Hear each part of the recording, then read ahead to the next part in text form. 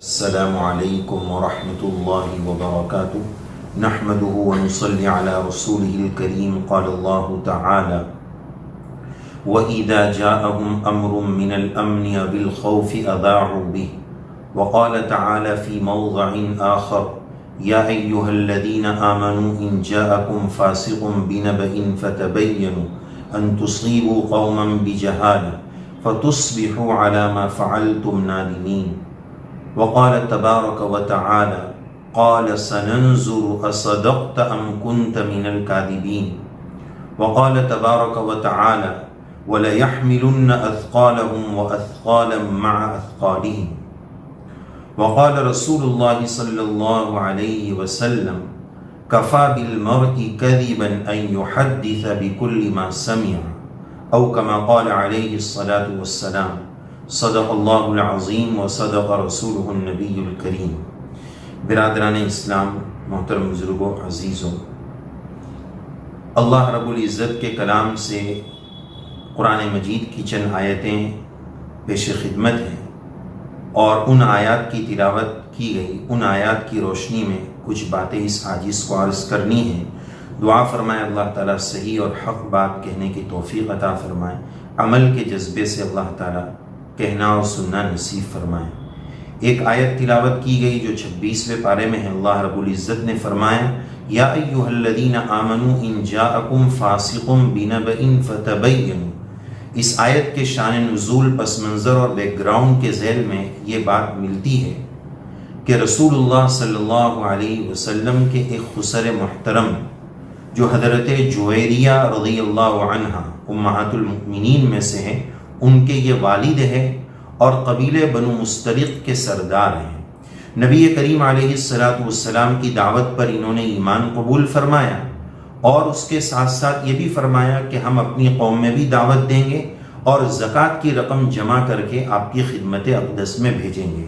نبی کریم علیہ السلام نے ایک صحابی رضی اللہ عنہ کو اس فلاں تاریخ میں اس زکوٰۃ کی رقم کی وصول یابی کے لیے طے فرمایا کہ آپ وہاں جا کر وہ زکوٰۃ وصول کریں، جن کا نام حضرت ولید ابن عقبہ رضی اللہ عنہ ملتا ہے۔ وہ صحابی رضی اللہ عنہ وقت مقرر پر ادھر گئے اور ایک روایت کے مطابق وہاں دیکھا کہ بہت سارے لوگ جمع ہیں اور وہ در حقیقت ان کے استقبال اور ویلکم میں جمع تھے، اور ادھر یہ ہوا کہ ان کے ذہن میں پرانی بات یہ آ گئی کہ پرانے دور میں اس قبیلے کے ساتھ ان کی کوئی دشمنی تھی، تو ان کو یہ سوچ آ گئی، یہ بدگمانی ہو گئی کہ یہ لوگ ہمارے انتقام میں یا ہمارے قتل میں کھڑے ہیں، حالانکہ وہ تو ان کے استقبال میں کھڑے تھے۔ تو انہوں نے نبی کریم علیہ السلام کی خدمت میں جا کر بتا دیا کہ وہ زکوٰۃ ادا کرنے سے منع کر رہے ہیں، وہ تو میرے قتل کے ڈر پہ ہیں۔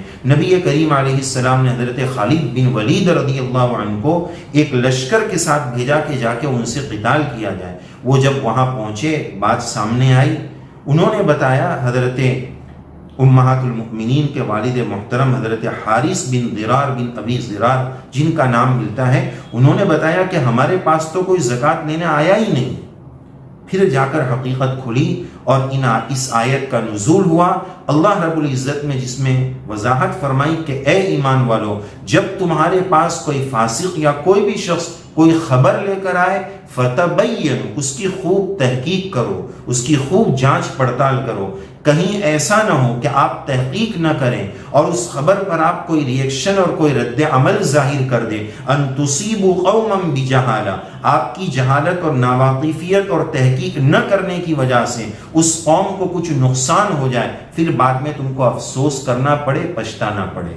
یہ آیت بتاتی ہے کہ ہر خبر کی تحقیق ضروری ہے۔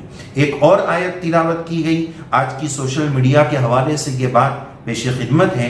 دوسری آیت تلاوت کی گئی، حضرت سلیمان علیہ السلام اور ہدہد کا واقعہ، کہ جب ہدہد کو حضرت سلیمان علیہ السلام نے غائب پایا، فرمایا ما لی لا اری الہدہد، ہدہد کیوں نظر نہیں آ رہا ہے، کہاں گیا ہوں؟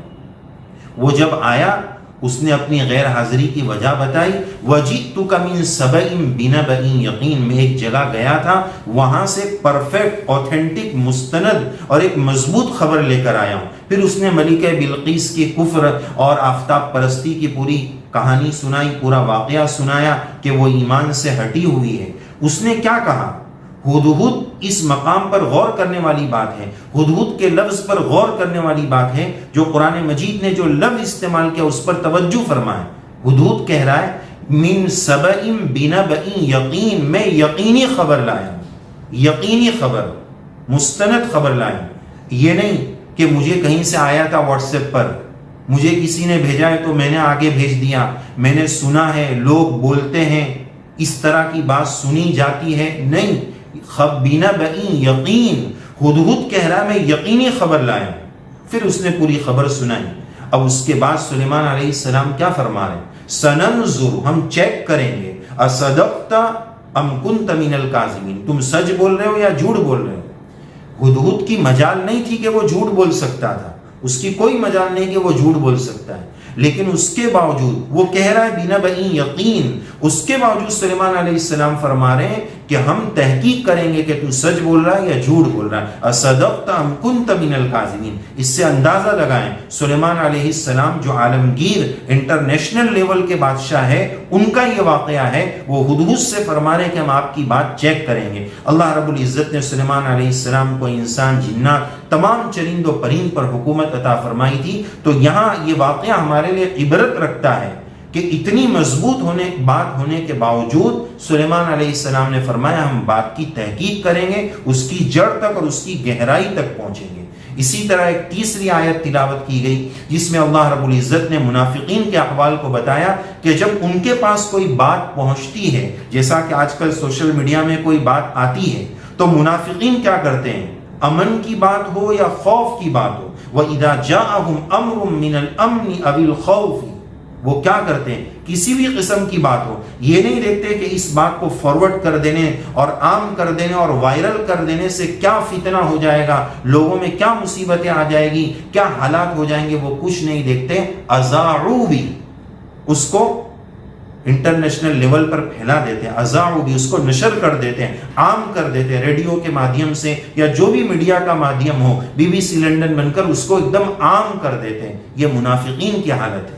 اور افسوس کی بات، اس سوشل میڈیا کے دور میں ہمارا بھی یہی حال ہو گیا ہے۔ کوئی بھی خبر آئی، دین کی ہو، دنیا کی ہو، کوئی نیوز ہو، بلا تحقیق کے بس اس کو آگے پہنچانا ہے۔ اللہ کے واسطے آج کے اس نازک دور میں ضرورت ہے اپنے جذبے فارورڈ کو لگام دینے کی۔ یہ آیات بتا رہی ہے کہ ہم پہلے تحقیق کر لیں، اسی کے ساتھ ساتھ وَلَيَحْمِلُنَّ أَثْقَالَهُمْ وَأَثْقَالًا مَعَ أَثْقَالِهِمْ، یہ آیت بھی تلاوت کی گئی۔ اس آیت کی روشنی میں یہ بات بتانی ہے کہ ہم غلط چیزیں بھیج دیتے ہیں، گناہ کی چیزیں آگے فارورڈ کر دیتے ہیں۔ اللہ رب العزت نے اس آیت میں بتایا کل قیامت کے دن کچھ لوگ اپنے گناہ کا بوجھ بھی اٹھائے ہوں گے اور اس کے ساتھ دوسروں کے گناہوں کے بوجھ بھی اٹھائے ہوئے ہوں گے۔ یہ کون لوگ ہوں گے؟ جو لوگوں کو گانے فارورڈ کرتے ہیں، بے حیائی کے میسج فارورڈ کرتے ہیں، اس طرح کی چیزیں وہ دیکھتے ہیں، وہ بھی گنہگار ہوتے ہیں اور ان کا گناہ وہ اپنے کندھے پر بھی لیتے ہیں۔ تو ضرورت ہے اس بات کی، سوشل میڈیا کو احتیاط کے ساتھ اس کا مس یوز نہ کیا جائے، احتیاط کے ساتھ اس کا صحیح استعمال کیا جائے، ہر آنے والی خبر کی صحیح تحقیق کی جائے۔ نبی کریم علیہ السلام کا ایک ارشاد بتایا گیا، کفا بالمرء کذبا ان یحدث بکل ما سمع، او کما قال علیہ السلام، انسان کے جھوٹا ہونے کے لیے اتنی بات کافی ہے کہ جو سنے اس کو آگے نقل کر دے، یہ اس کا جھوٹا ہونے کے لیے اتنی بات کافی ہے۔ آج کیا ہو رہا ہے؟ سوشل میڈیا، اس کا مس یوز زیادہ ہو رہا ہے، بس کوئی خبر آئی اس کو آگے بھیج دیا، اس کی کوئی تحقیق نہیں، اس سے ہمیں کوئی سروکار نہیں۔ اور خاص طور پر افسوس جب ہوتا ہے جب دین کی بات کو آگے فارورڈ کیا جاتا ہے۔ ہم نے تو اس کو پڑھا بھی نہیں، عمل کرنا تو دور کی بات، اس کو پڑھا بھی نہیں کہ اس میں کیا لکھا ہے، اور جذبہ فارورڈ کو مہمیز لگاتے ہوئے اس کو آگے بھیج دیا۔ اور میسج کیا لکھ رہے ہیں کہ یہ میسج 50 لوگوں کو بھیجو تو شام تک خوشخبری آئے گی، تم پر جنت واجب ہو جائے گی، جہنم حرام ہو جائے گی۔ ارے بھائی، ہم کب سے جنت اور جہنم کے ٹھیکیدار بن گئے؟ ہم کب سے جبرائیل علیہ السلام کی نسل میں آ گئے کہ ہمیں یہ خبریں ملنے لگی؟ اور ذرا سا سینس رکھنے کی ضرورت ہے کہ جب سوشل میڈیا نہیں تھا، یہ موبائل نہیں تھے، تو کیا اس وقت کے لوگ جنت جہنم کا ان کے لیے کوئی فیصلہ نہیں؟ جنت جہنم کا فیصلہ کیا میسج فارورڈ کرنے پر ڈیپینڈ اور موقوف ہے؟ یہ بات ہمیں سمجھنے کی ضرورت ہے۔ آج آگ لگانے کا ماحول ہے، ایک خبر آئی اس کو ریکارڈ کر لیا، فون پر بات کر رہے ہیں کسی حضرت سے، ان کی بات ریکارڈ کر کے یوٹیوب پر اپلوڈ کر دی، فتنہ مچا دیا۔ یہ سب فتنوں سے اپنے آپ کو بچانے کی ضرورت ہے۔ کوئی بھی خبر آئے اس خبر کی گہرائی تک پہنچے، تہ تک پہنچے۔ ہوتا یہ کہ بات ابتدا میں ایک معمولی سی ہوتی ہے، پھر اس پر مرچی مسالہ لگتا ہے اور پھر وہ آگے اور بہت زیادہ پھیلتی ہے۔ اس حوالے سے ایک واقعہ پیش خدمت ہے۔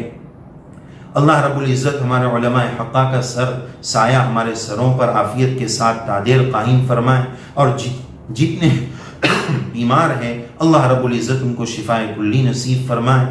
ہمارے علماء حقہ کی جماعت کے ایک عظیم فرد حضرت مولانا خلیل الرحمن سجاد نعمانی دامت برکاتہم، اللہ رب العزت حضرت کو شفائے کلی نصیب فرمائے، عافیت کے ساتھ ایسے علماء کا سایہ امت کے سروں پر دادیر قائم فرمائے۔ حضرت سے ایک مرتبہ ان کانوں نے لکھنؤ کا ایک واقعہ سنا تھا۔ حضرت نے اپنے لکھنؤ کا ایک واقعہ سنایا، سالوں پہلے کی بات ہے۔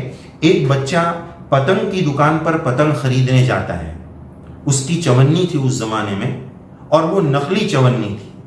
اب وہ وہاں لے کر گیا، کسٹمر شاید بہت زیادہ ہوں گے، جنوری کا سیزن ہوگا، وہ پتنگ لے کر آتا ہے تو وہ نقلی چونی چل جاتی ہے۔ اب وہ ہمارے خوشی کے دوڑتا ہے، چل گئی چل گئی چل گئی چل گئی، وہ دوڑتا ہے۔ اب کچھ دور تک تو چل گئی چلاتا ہے، اس کے ساتھ پھر چند لوگ آگے اور شامل ہو جاتا ہے، چل گئی چل گئی چل گئی۔ اب پہلے وہ یہ کہتا ہے چونی چل گئی چونی چل گئی چونی چل گئی۔ دوسرے اسٹیپ میں کچھ لوگ جڑ گئے، انہوں نے چونی ہٹا دیا اور چل گئی سے چلا دیا۔ تیسرے اسٹیپ میں کچھ اور لوگ جڑ گئے، انہوں نے ہنگامہ کر دیا، گولی چل گئی گولی چل گئی گولی چل گئی۔ ارے بھائی چونی چلی تھی۔ اب جیسے جیسے اسٹیپ بائی اسٹیپ خبر آگے پہنچی، وہ چونی کے بجائے گولی چل گئی، اور ہر جگہ کوہرام مچ گیا، فتنہ مچ گیا، بھگدڑ مچ گئی کہ ارے بھائی گولی چل گئی، بھاگو بھاگو بھاگو۔ حالانکہ چونی چلی تھی، وہاں سے شروعات ہوئی تھی، اور انجام کہاں جا کر پہنچا۔ اس لیے ضرورت ہے اس بات کی کہ ہم سوشل میڈیا کو مناسب استعمال کریں، صحیح کام میں استعمال کریں، خاص طور پر دین کا میسج ہو اس کی تحقیق کے بغیر اس کو آگے نہ پہنچائے، اور بطور خاص اگر رسول اللہ صلی اللہ علیہ وسلم کے فرمان کی نسبت اس میں لگی ہوئی ہے تو ضرور اس کو چیک کر لیں کہ یہ صحیح معنی میں حدیث ہے کہ نہیں۔ علماء کی ایک بہت بڑی تعداد اس طرح سوشل میڈیا پر وائرل حدیث جو ضعیف ہے یا موضوعات ہے، حدیث ہی نہیں ہے، اس کی تحقیقات میں لگی ہوئی ہے۔ اللہ رب العزت ان علماء کو جزائے خیر نصیب فرمائے۔ تو ہم تحقیق کریں، نبی کریم علیہ السلام کا ارشاد سن لیں، من کذب علی متعمدا فلیتبوأ مقعدہ من النار۔ جو بات سرکار نبی کریم علیہ السلام نے ارشاد نہیں فرمائی، اس کی نسبت کوئی اگر سرکار نبی کریم علیہ السلام کی طرف کرتا ہے، اس کو چاہیے کہ وہ اپنا ٹھکانہ جہنم میں بنا لے۔ آج کیا ہو گیا؟ بس حدیث کا نام دیکھا، اللہ کے نبی علیہ السلام کا نام دیکھا، نہ خود نے پڑھا نہ خود نے عمل کیا، اور لوگوں کو فارورڈ کرنا شروع کر دیا، جبکہ حقیقت یہ ہے کہ وہ حدیث ہی نہیں۔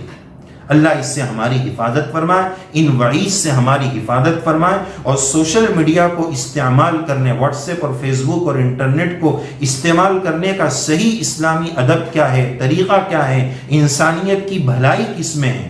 ہم اس کو فتنہ پھیلانے کے لیے استعمال نہ کریں۔ حکومتیں اس کے تعلق سے کتنی فکر مند ہیں، ان کو کیوں چیکنگ لگانی پڑ رہی ہے کہ لوگ اس سے فتنہ پھیلا رہے ہیں۔ اللہ رب العزت والفتنة اشد من القتل، اس فتنہ بازی سے اللہ امت کی حفاظت فرمائے۔ ایسی خبریں جس سے امت میں انتشار ہو، اس سے ہماری اللہ حفاظت فرمائے، اور ایسے دینی میسج جو حقیقت میں دین نہ ہو، دین کے نام پر مجھ سے بے دینی نہ پھیل جائے۔ بہت سارے لوگ میسج کرتے ہیں، اس میسج کو آگے بھیج سکتے ہیں، وہ دینی میسج کے نام پر میسج ہوتا ہے۔ ارے بھائی کیوں بھیج رہے ہو؟ جب آپ کو یقین نہیں ہے تو اس کو آگے بھیجنے سے کون سا ثواب مل جائے گا؟ اپنا عمل کریں، وہ بہت بڑی بات ہے، انشاءاللہ اس سے فائدہ ہوگا۔ اپنے ذکر و اذکار اور معمولات ادا کریں۔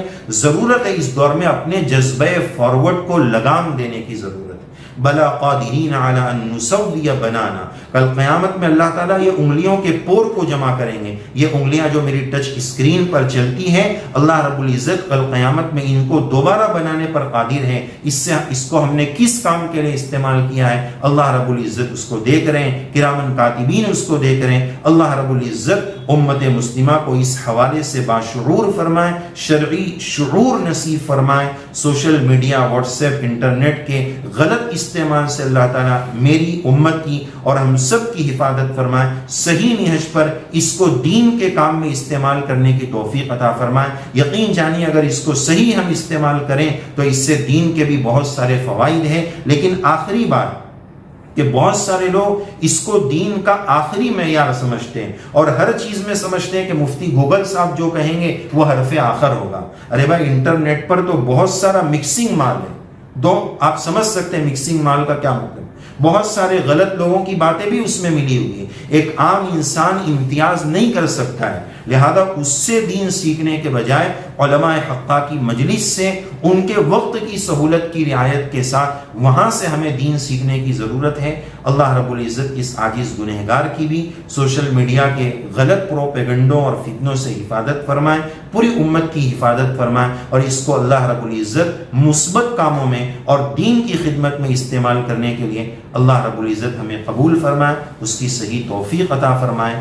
آمین یا رب العالمین. وآخر دعوانا ان الحمد للہ رب العالمین.